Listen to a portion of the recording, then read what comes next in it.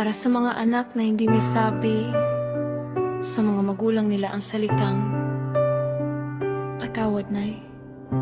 Mahal ko kayo." Nay, hindi ko alam kung paano ko sisimulan to.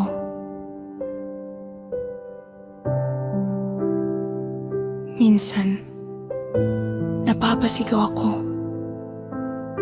Hindi ko na naiisip yung sakit na naiiwan. Akala ko normal lang na ganun lang ako magsalita.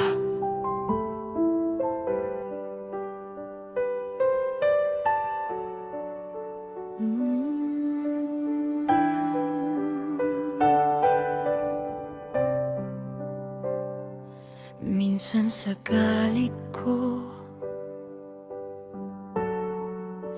hindi ko na naiisip na yung mga salitang binabato ko diretsong tumatama sa puso mo. At doon ko lang mapagtanto